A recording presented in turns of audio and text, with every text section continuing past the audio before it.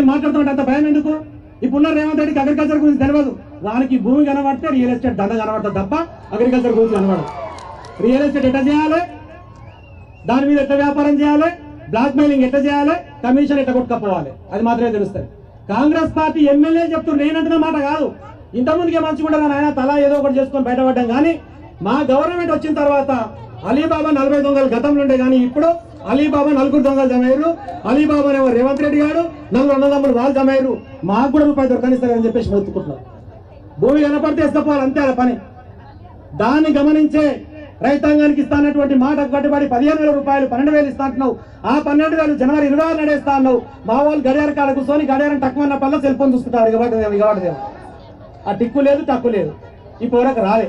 మార్చి 31వ తారీఖు అని పెట్టిండు. మార్చి 31వ తారీఖు ఎందుకు పెట్టిండు ఎరికేనా? తెల్లారితే ఏంది? ఏప్రిల్ 1 పొద్దుగాల పెట్టి ఏమంటున్నాడు? ఏమి నమ్మినారా? ఏప్రిల్ ఫుల్ అంటున్నాడు దొంగ రేవంత్ రెడ్డి గారు. దానికోసమే మార్చి 31 పెట్టిండు. నిన్నమో సినిమా వచ్చింది గేమ్ చేంజర్ అని. ఈ లంగగాన్ని పెట్టి టంగు చేంజర్ అని సినిమా తీయాలి మనం అసలు. అంత దౌర్భాగ్యమైన దయనీయమైనటువంటి పరిస్థితుల కొట్టుమిట్టాడుతున్నటువంటి తెలంగాణలో ఏది పడితే అది మాట్లాడి మన దావూసు పోయిండు. 1,78,000 కోట్లు నేను సాధించిన అన్నాడు. ఆడ ఏముండవు, సాధించారు అగ్రిమెంట్ ఉండవు. ఆడ అగ్రిమెంట్ చేసుకోరు, అనుకోని వస్తారు. ఇంకా మాట్లాడిన వాళ్ళతోని మెగా కృష్ణారెడ్డితో 13,000 కోట్ల ఒప్పందం జరిగిందన్నాడు. మెగా కృష్ణారెడ్డి గారి నీళ్ళు చూపిస్తారు రోడ్డు అవతల, ఈ నీళ్లు రోడ్డు యువతల. నిన్న డెస్టినేషన్ మ్యారేజ్ అని చేసుకుంటారు తెలుసా? పిల్లగాడు ఈ ఊళ్ళోనే ఉంటారు. కానీ ఆడదాకా పోయి ఇండోనేషియా, బాలి పోయి పెళ్లి చేసుకుని ఇంటికి వస్తారు.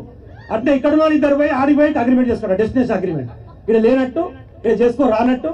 అంటే వాళ్ళని బాగుపరుచేందుకు, కాంట్రాక్టర్లను బాగుపరుచేందుకు వాడి లక్ష్యం తప్ప మనల్ని బాగుపరిచే ఉద్దేశంలో వాడు లేడు. 1,50,000 కోట్లు అప్పు చేస్తే ఒక్కటంటే ఒక కొత్త కట్టడం నిర్మించింది లేదు, ఒక కాలువకు రూపాయి పెట్టింది లేదు, రైతాంగానికి రైతు భరోసా ఇచ్చింది లేదు.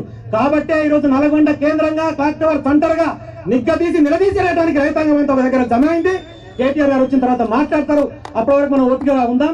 నార్కట్పల్లి దగ్గర ఆగిర్రు, అక్కడ జెండా ఆవిష్కరణ అయిపోతున్నది. అక్కడి నుంచి బయలుదేరి 15 నిమిషాలు ఇక్కడ చేరుకుంటారు. మీరు అందరూ ఓపికతో ఉండి వారికి స్వాగతం పలికి ఈ కార్యక్రమాన్ని దిగ్విజయం చేయాలని మీ అందరూ హృదయపూర్వకంగా విజ్ఞప్తి చేస్తూ సెలవు తీసుకుంటా ఉన్నా.